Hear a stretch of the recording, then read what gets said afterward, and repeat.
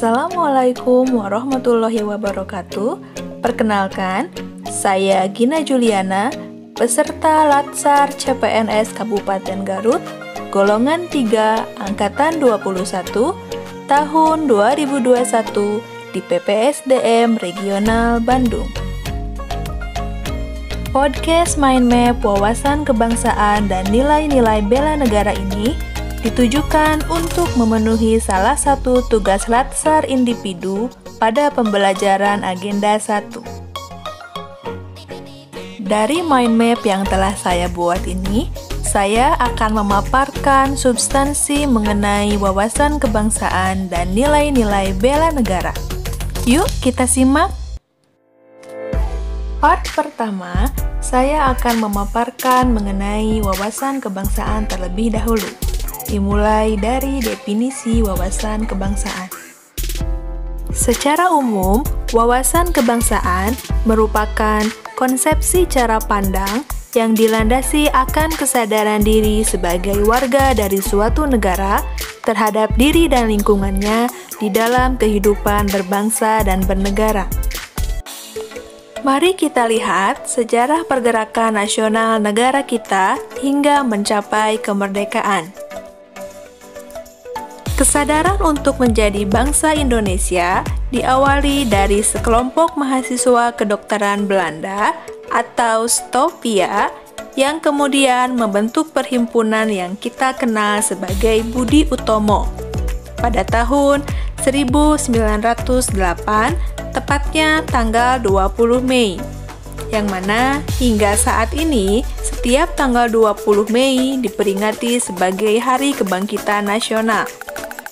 Masih di tahun yang sama, yakni tahun 1908, pada tanggal 25 Oktober diprakarsai oleh Sultan Kasayangan dan R.N. Noto Suroto, Perhimpunan Indonesia terbentuk. Perhimpunan Indonesia ini menjadi pelopor kemerdekaan bangsa Indonesia di kancah internasional. Dan penyebutan nama Indonesia pertama kali diawali oleh Perhimpunan Indonesia yang ada di Belanda.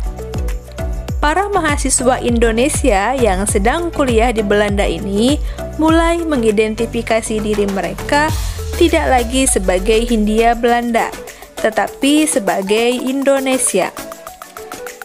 Sementara di tanah air, para pemuda Indonesia mulai bangkit rasa kebangsaannya, sehingga mereka menginisiasi Kongres Pemuda ke-1 pada tanggal 30 April tahun 1926 di Jakarta.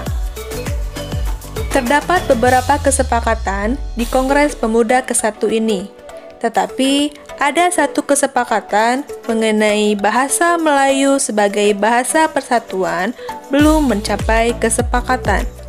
Sehingga diadakanlah Kongres Pemuda kedua pada tanggal 27 sampai 28 Oktober tahun 1928.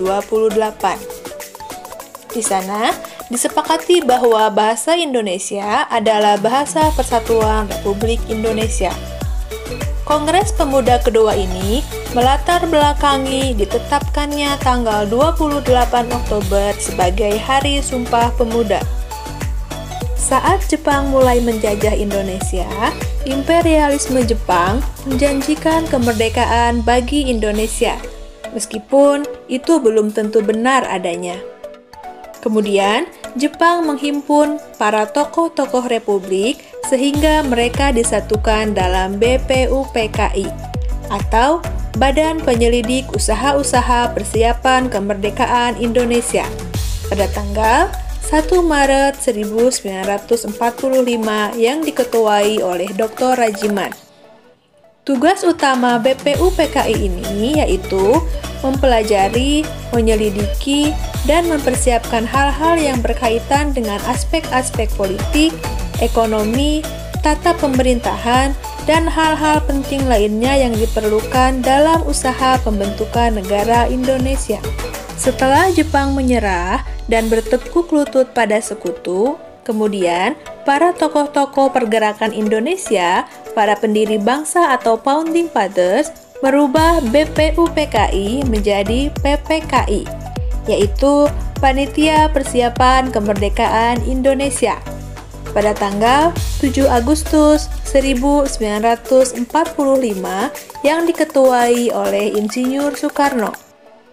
Dari sinilah akhirnya kemerdekaan Republik Indonesia dapat diraih bertepatan dengan Proklamasi Kemerdekaan Republik Indonesia pada tanggal 17 Agustus tahun 1945.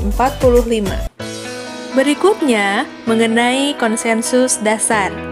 Setiap bangsa harus memiliki suatu konsepsi atau konsensus bersama menyangkut hal-hal fundamental bagi keberlangsungan, keutuhan, dan kejayaan bangsa yang bersangkutan.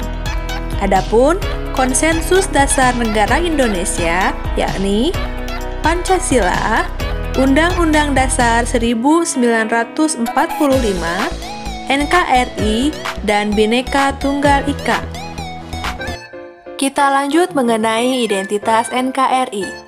Sebagai wujud eksistensi bangsa dan kesatuan Republik Indonesia. Seperti yang kita ketahui bersama bahwa bendera negara kita adalah bendera merah putih. Merah artinya berani dan putih artinya suci, yang pertama kali dikibarkan pada saat Proklamasi Kemerdekaan Republik Indonesia. Kemudian, bahasa negara kita adalah bahasa persatuan, yaitu bahasa Indonesia, yang pertama kali diikrarkan pada saat Sumpah Pemuda. Selanjutnya, lambang negara Indonesia adalah Garuda Pancasila dengan semboyan Bhinneka Tunggal Ika, berbentuk burung Garuda yang menoleh ke sebelah kanan.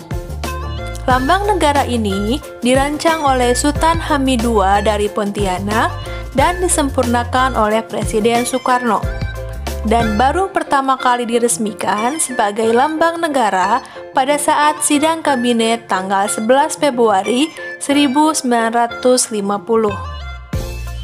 Sementara lagu kebangsaan kita adalah lagu Indonesia Raya yang diciptakan oleh Wage Rudolf Supratman yang pertama kali dikumandangkan secara instrumental menggunakan biola pada saat Kongres Pemuda kedua. Berikutnya mengenai manajemen pemerintahan Republik Indonesia.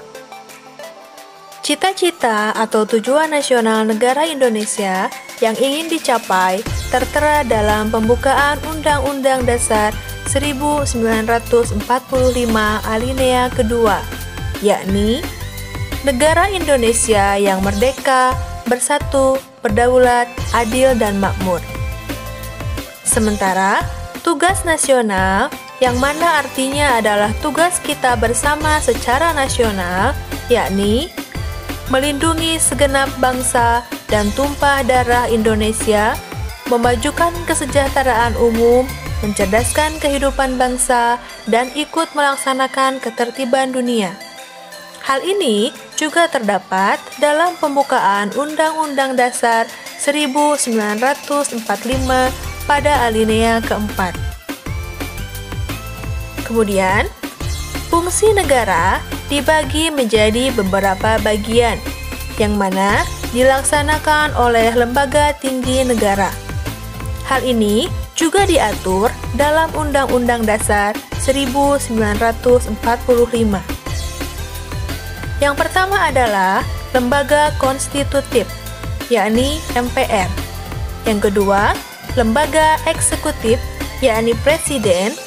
Yang ketiga, lembaga legislatif, yakni Presiden, DPR, dan DPD. Yang keempat, lembaga yudikatif, yakni MA dan MK, serta yang kelima adalah lembaga auditif, yakni BPK. Di part kedua, saya akan memaparkan mengenai nilai-nilai bela negara. Bela negara merupakan tekad, sikap, dan perilaku serta tindakan warga negara, baik secara perseorangan maupun kolektif, dalam menjaga kedaulatan negara, keutuhan wilayah, dan keselamatan bangsa dan negara.